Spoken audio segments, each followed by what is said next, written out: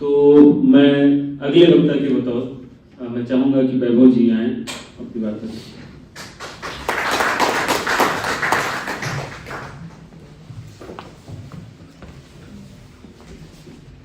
बहुत बहुत शुक्रिया रंजीजा जी और परवेश रतिंजा जी और शोभा जी आदरणीय। ट्रेनिंग आना जो है हमेशा मेरे लिए सुखद होता है। यहीं का विद्यार्थी रहा हूँ, यहीं से MA MPhil PhD करके गया और जब भी अवसर मिलता है आप जैसे विद्यार्थी बुलाते हैं तो खुद को भी अच्छा लगता है कि संवाद करेंगे जाके आज की पीढ़ी के साथ। तो मेरा उद्देश्य जो है वो आलोचना भी अंततः संवाद है। आलोचना कोई फतवा नहीं है, आलोचना कोई बयान नहीं है, संवाद है। शमशेर की गजल है, उसकी पंक्ति है, हो चुकी जब खत्म अपनी जिंदगी की दास्तान, उनकी फरमाइश हुई है इसको दोबारा करें। उनकी फरमाइश हुई है इसको दोबारा करें। तो कवि तो अपना काम करके चला जाता है कविता लिख के, लेकिन उसमें बहुत कुछ ऐसा होता है, बहुत सारी ऐसी बिंब यथार्थ की छवियां, उसमें विचार कि उसको हम बार बार अपनी समय की परिस्थितियों और अपने समय के हालात के अनुसार हम उसको पढ़ते हैं। तो हर समय का पाठक अलग होता है और वो अपने ढंग से अपने समय में उस लिटरेचर को पढ़ता है। जैसे हम लोग आज शमशेर को अपने ढंग से पढ़ेंगे और शोभा जी ने बहुत सारी बताई बातें कि वो कैसे शमशेर को देखती हैं, और ये हर पाठक का अधिकार होता है कि वो अपनी भाव जगत, अपने अंतर जगत, अपने चिंतन जगत के अनुरूप किसी रचनाकार को पढ़े, और हम सबको ये कोशिश करनी चाहिए। कुछ ये बातें हैं। शमशेर को पहले भी कहा गया कवियों का कवि कहा गया है, अज्ञे जी ने कहा था, और नामवर जी ने कहा कि नहीं, वो सिर्फ कवि हैं, यही अपने में महत्वपूर्ण है कि उनको केवल कवि के रूप में भी हम देख सकते हैं। लेकिन शमशेर जी, मुझे ऐसा लगता है कि शमशेर जी की बहुत सारी ऐसी पंक्तियां हैं जो लगभग एक क्लासिक का दर्जा हासिल कर चुकी हैं। बहुत सारे लोगों को उनकी पंक्तियां ऐसे ही याद है, बात बोलेगी हम नहीं, या जो नहीं है उसका क्या गम, जैसे सुरुचि अज्ञे जी को संबोधित करता मैं, काल तुझसे होड़ है मेरी, लौट आ उधार। इस तरह की बहुत सारी पंक्तियां ऐसे ही लोगों को याद है, और ये बहुत बड़ी सफलता है शमशेर जी की। और ये बहुत हिंदी के जो भी 50 से लेके 90 के दशक के बीच जो भी कविता विकसित हुई, उसमें शमशेर जी के पास जो है ये कला थी, काव्य कला थी कि उन्होंने अपने पाठक के मानस में एक स्थायी दर्जा उन्होंने हासिल कर लिया। और शमशेर की कविता जो है, ऐसा लगता है कि मुझे कि वो उसके 3 बड़े उसके प्रस्थान बिंदु हैं शमशेर जी की कविता। पहला उसका डिपार्चर पॉइंट, प्रस्थान बिंदु है वो जो आजादी के पहले का समय है। 1911 में वो पैदा हुए और 1947 में आजादी मिली। तो लगभग जो एक तरह से हम ये कह सकते हैं कि 36-37 साल उनकी इसी बीच पढ़ाई है, उसी बीच छायावाद का आंदोलन हुआ, उसने उनके कवि मानस को के निर्माण में एक बड़ी भूमिका अदा की। और शमशेर जी खुद भी उन्होंने बात कही भी है कि जो भी उनके घर में जो पत्रिकाएं आती थी उसमें वो पल्लव, परिमल, इस तरह की जितनी भी कृतियां थी उनको वो पढ़ करके उन पे नोट्स लिखा करते थे, बाकायदा उस पे नोट्स लिखते थे वो छायावाद के प्रमुख कवियों पे। और आप देखेंगे कि छायावाद की जो भाषा है उसका असर भी है शमशेर पे। वो जो बड़ी गहरी रहस्यवादिता है, कहीं बहुत ज्यादा इमेजेस में अपनी बात कहने, अपने बिंबों के जरिए अपनी बात कहने की जो वो कोशिश करते हैं, वो सब कहीं ना कहीं छायावाद का असर उनके ऊपर दिखता है। और शमशेर जी बड़े घुमंतू व्यक्ति थे। शमशेर जी कोई जो है वो बड़े गुस्से टाइप के कवि नहीं थे। आप देखेंगे कि बहुत सारे शहरों में उनका जीवन बीता।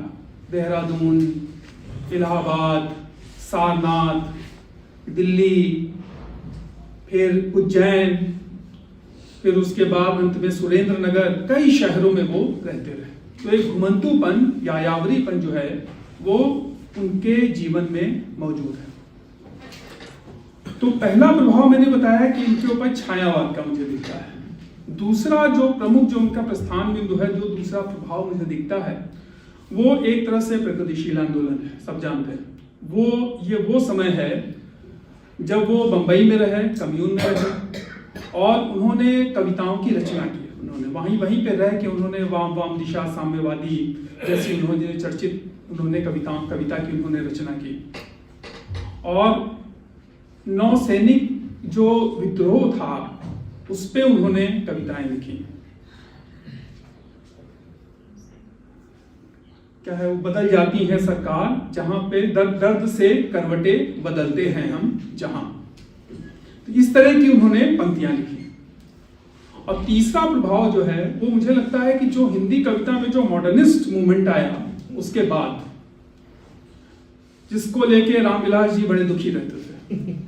वो ये मानते थे कि छायावाद ठीक है, प्रगतिवाद ठीक है, पर ये आधुनिकतावाद कहाँ से आ गया। ये उनको ये बात कभी हजम नहीं थी। उन्होंने उस पर बाकायदा उन्होंने पूरा एक लंबे लेख उन्होंने लिखे कि ये टी.एस. एलियट और एजरा पाउंड के असर से ये सब क्या हो रहा है, क्यों जो है अचानक लोग इतने कुंठित होने लगे हैं, ये सब पूंजीवाद की विकृतियां आ गई हैं, पूंजीवाद की बीमारियां सब अचानक से कहाँ से आ गई हैं जो शमशेर में दिख रही हैं। उनको शमशेर का वो पक्ष अच्छा लगा जिसमें वो प्रगतिवाद के साथ हैं, लेकिन उनको जब देखा कि नहीं, शमशेर बहुत ज़्यादा वैयक्तिकता की ओर झुक गए हैं, बहुत अधिक अपनी कुंठा, अपनी वेदना इत्यादि का चित्रण करने लगे हैं कविता में, तब उन्होंने ये पंक्ति उन्होंने लिखी कि शमशेर जो हैं वो एक तरह से टूटे हुए गद्य को वो कविता में लिखने की कोशिश कर रहे हैं।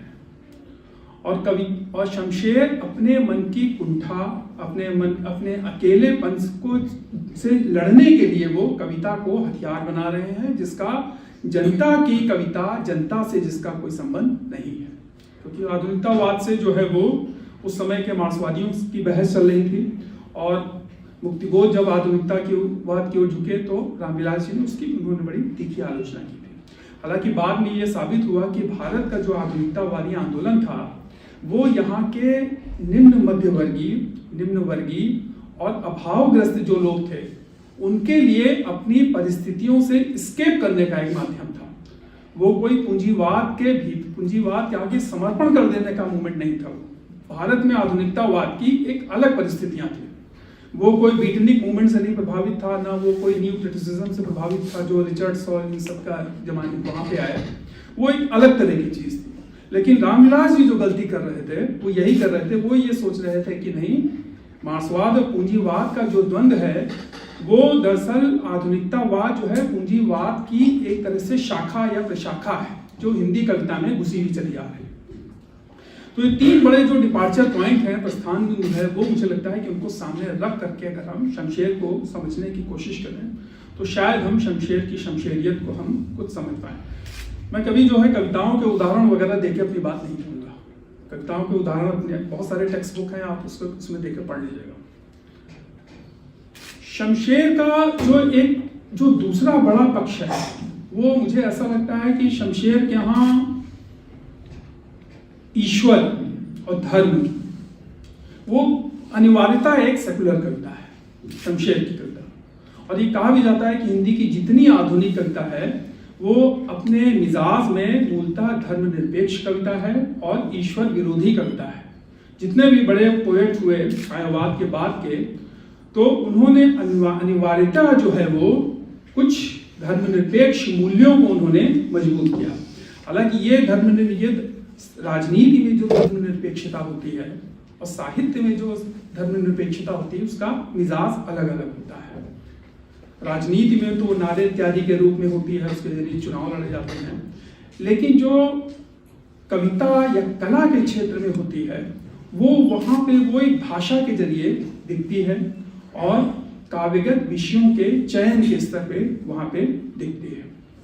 तो आप देखेंगे कि पूरा का पूरा जो शमशेर की जो कविताएं हैं उसमें कहीं पौराणिक मिथ या ईश्वर या धार्मिक प्रतीकों, चिन्हों, धर्म स्थलों आदि का जो है वो कहीं कोई विशेष उसमें उल्लेख नहीं है। कहीं कहीं कादे, कहीं कहीं छवियां आई हैं, लेकिन कोई विशेष उल्लेख उसमें नहीं है।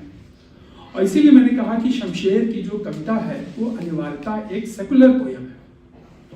और सेकुलर पोयम जो है वो एक उसका एक मिजाज यही होता है कि उसमें लगातार मनुष्य की अंतःवृत्तियों का अन्वेषण किया जाता है।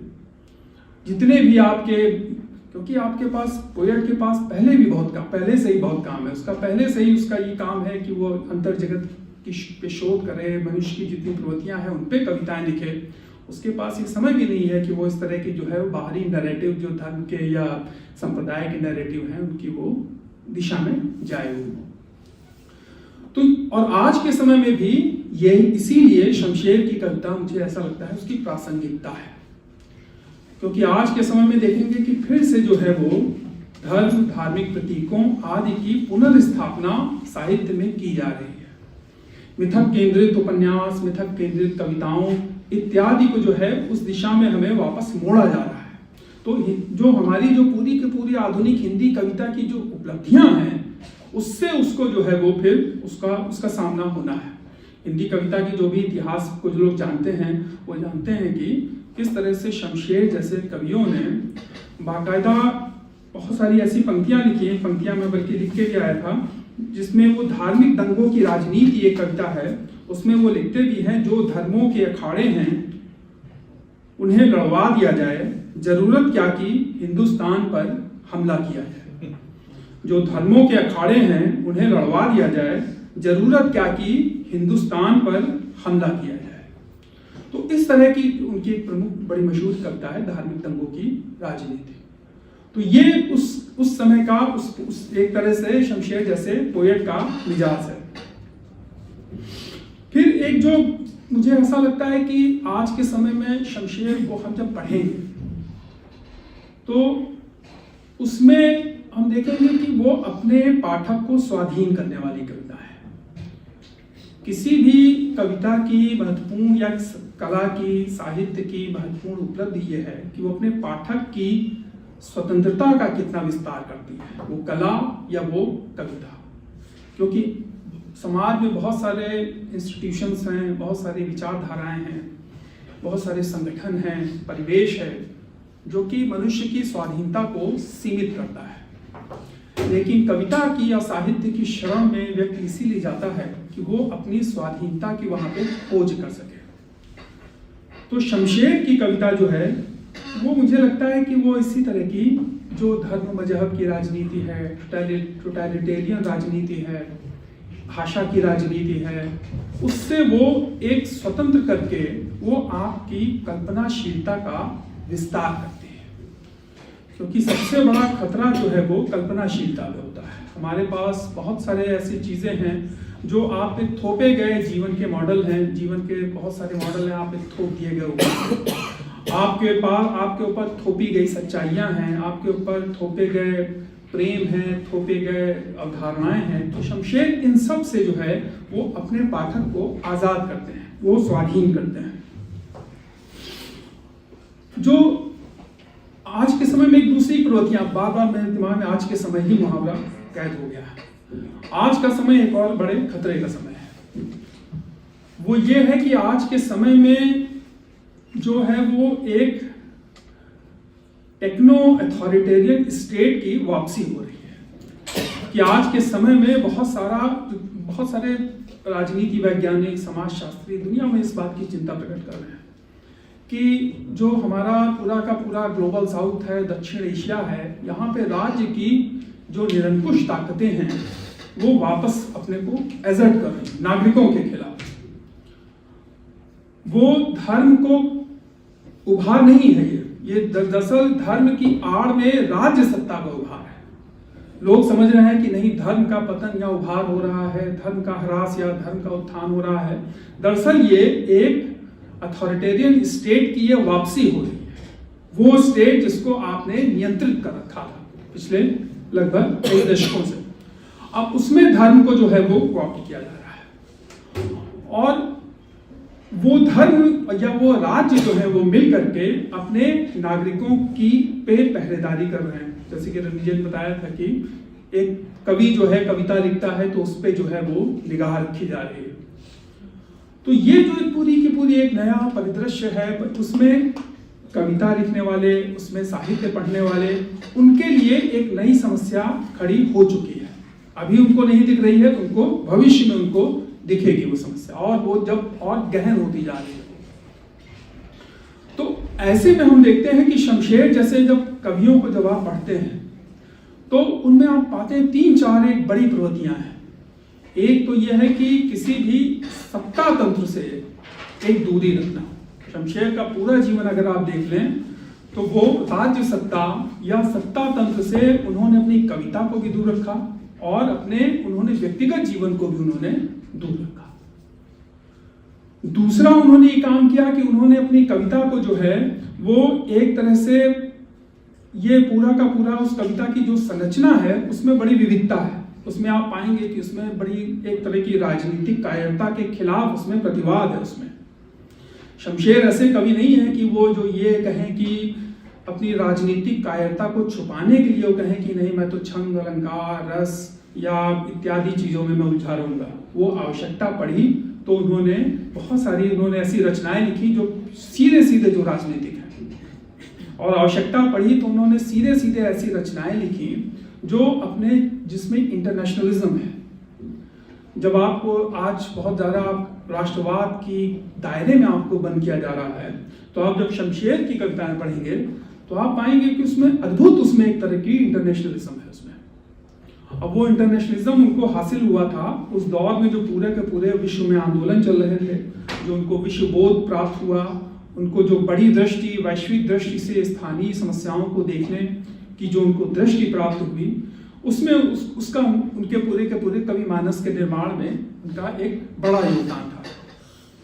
तो मुझे लगता है कि ऐसे समय में जब हम लगभग टोटलिटेरियन स्टेट की वापसी के दौर में हैं कि कुछ भी अब कहना मुश्किल है, सत्ता की निगाह, राज्य की निगाह है, उसमें शमशेर की कविताओं में ये जो प्रवृत्तियां हैं, इंटरनेशनलिज्म, सत्ता तंत्र की आलोचना करना आवश्यकता पड़ने पर, और अपनी एक स्वाधीन नागरिकता को कविता के माध्यम से प्रकट करना।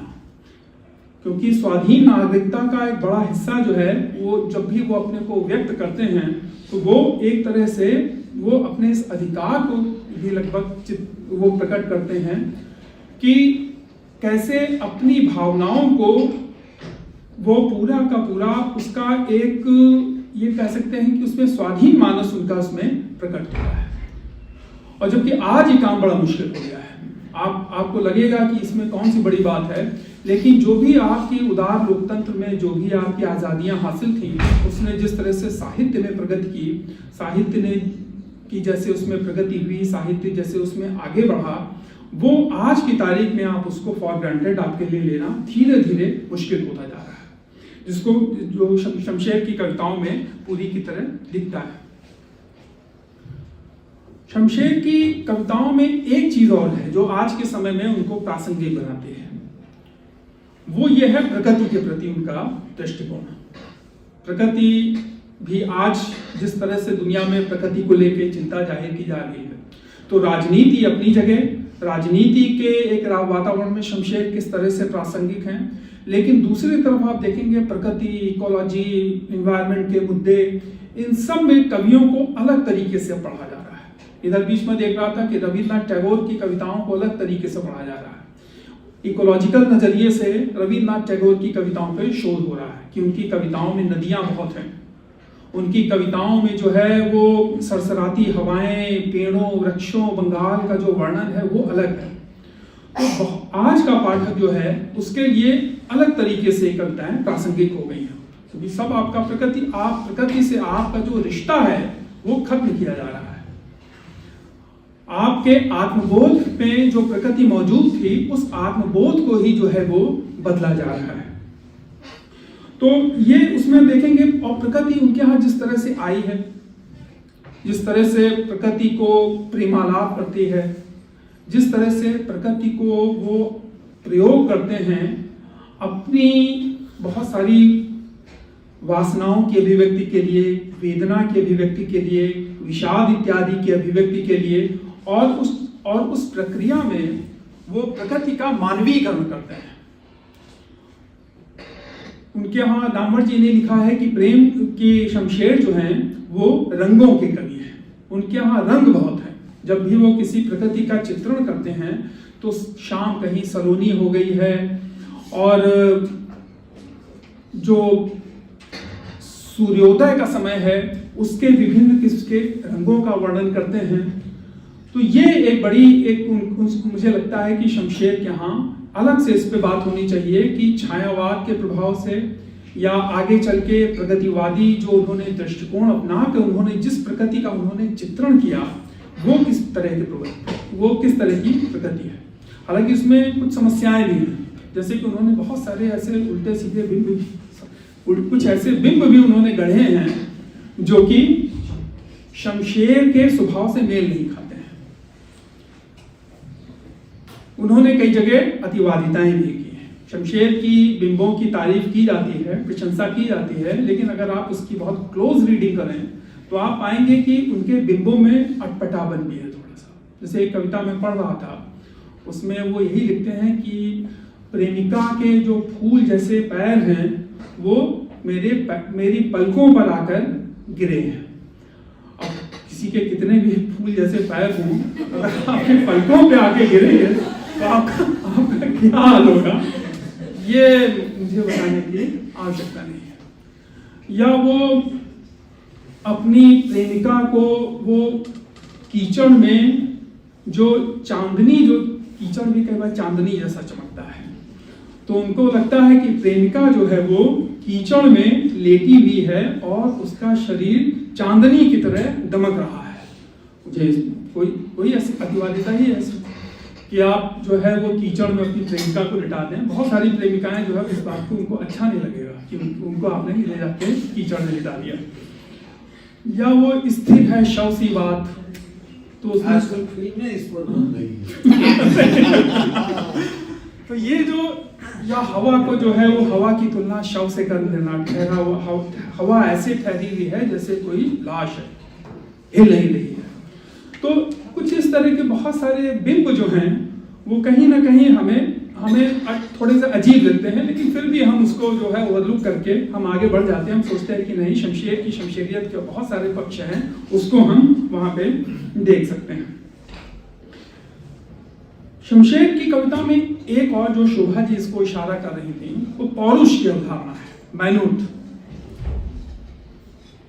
कि जो उनके यहाँ पौरुष की अवधारणा को लगभग जो है चुनौती दी गई है, उल्टा गया है उस पौरुष की अवधारणा को। एक लेख हालांकि मैं पढ़ रहा था, उसमें कहा गया था कि शमशेर जो है वो पौरुष के कवि, जबकि कहीं भी शमशेर जो है वो पौरुष के कवि नहीं है। और आज के समय में आप देखेंगे यही पौरुष जो है वो बड़ी पूंजी, बड़ी सत्ता और धर्मों की वापसी के कारण अलग तरीके से आक्रामक रूप से लौट रहा है। एक पूरा का पूरा लगता है कि दुनिया भर की फिल्म इंडस्ट्री या सोशल मीडिया में इसमें बाकायदा पैसा लगाया जा रहा है कि एक बहुत ही रोबोट जैसा एक 6 पैक रोबोट जो होगा, जो दुनिया की सारी समस्याओं को हल कर देगा, ऐसा एक मर्दाने अहम और पौरुष को जो है फिर से उसकी वापसी हो रही है। बहुत सारी फिल्में आई हैं इस बीच।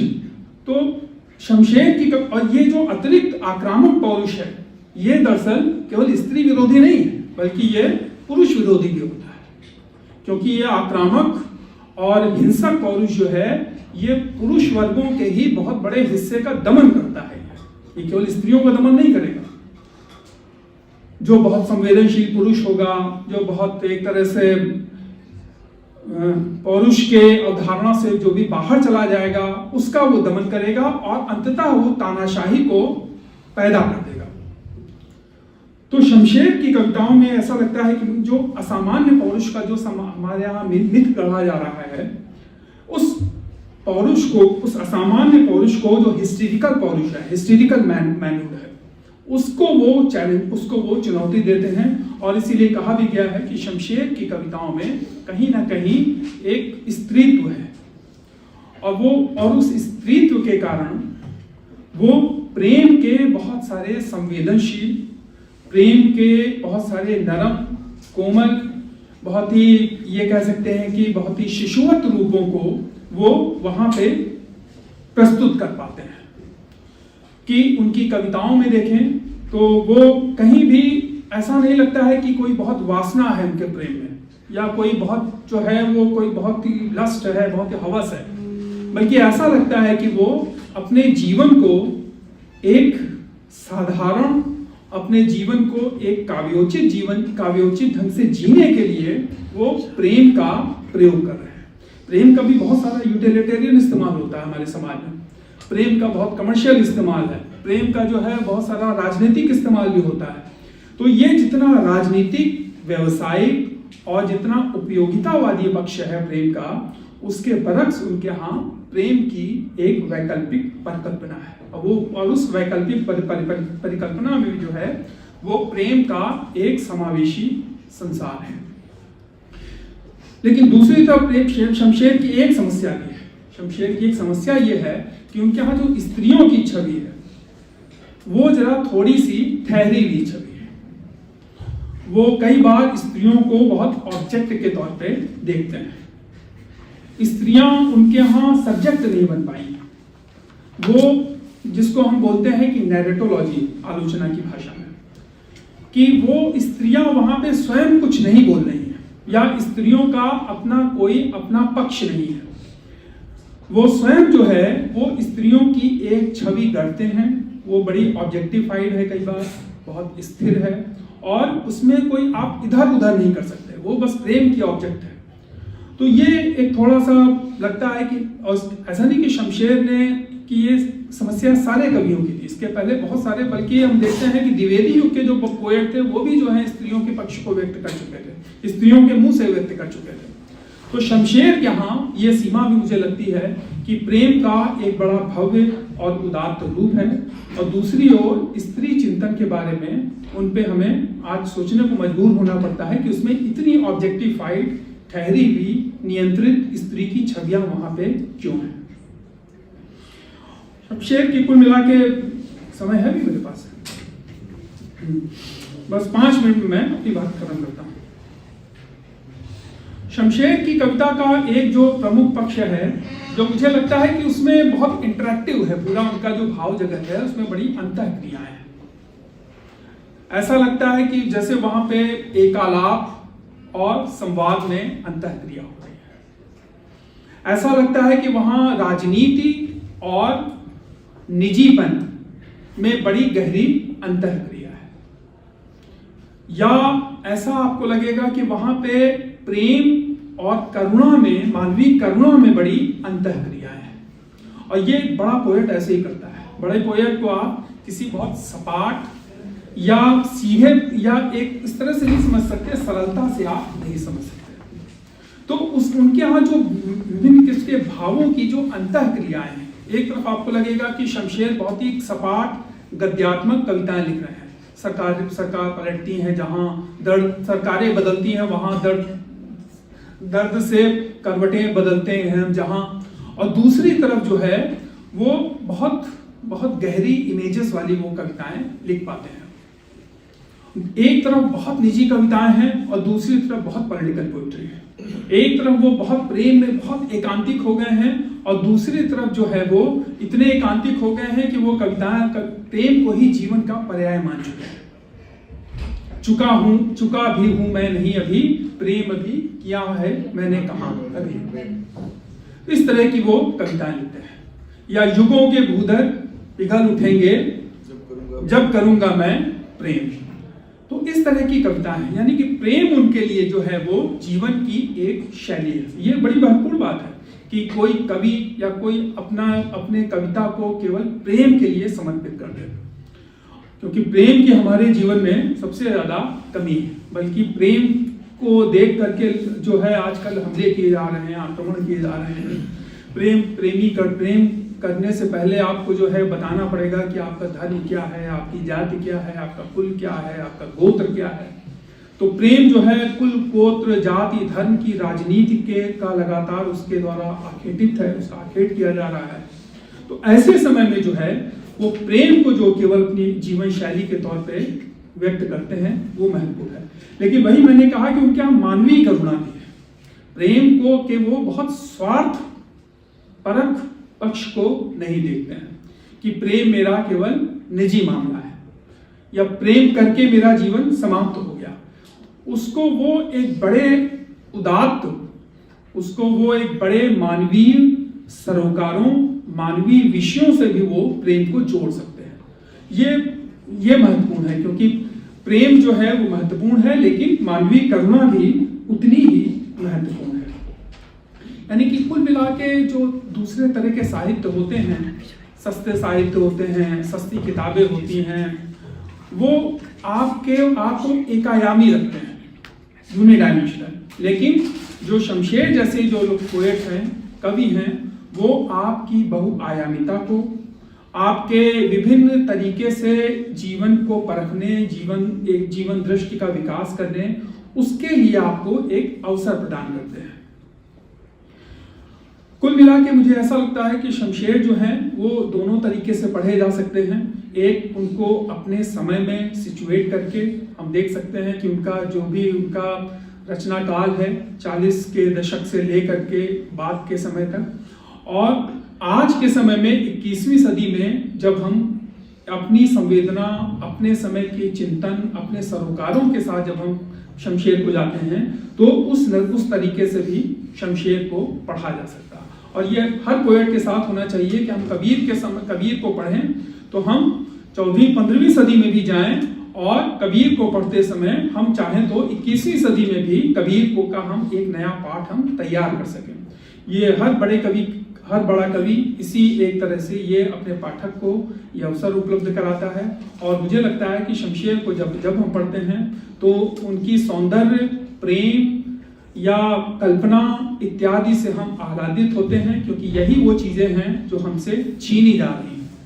हमसे सौंदर्य बोध छीना जा रहा है, स्वस्थ सौंदर्य बोध, हमसे स्वस्थ कल्पनाएं छीनी जा रही हैं, हमसे स्वस्थ दृष्टियां छीनी जा रही हैं, और बहुत सारे ऊपर की चीजें हमारे ऊपर थोपी जा रही हैं।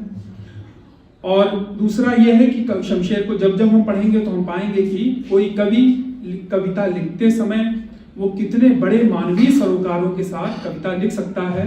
जिसने अमन का राग जैसी महत्वपूर्ण कविता लिखी, जिसमें उसने ये लिखा कि प्यारा है मुझे लिबर्टी का स्टैचू, वैसे ही जैसे मास्को का लाल तारा। तो वो दुनिया भर की एक विश्व दृष्टि भी है उसके पास, और उसके पास नितांत निजी दृष्टियां और अनुभव भी। तो ये जो एक बड़ा उनकी रेंज जो है, उनका जो बड़ा चिंतन है, वो हमें लगातार प्रेरित करता है और हमारे एक तरह से साहित्यिक बोध और संस्कार को और गहरा बनाता है। बाकी बहुत सारी बातें हैं मृत्युंजय जी के लिए धन्यवाद।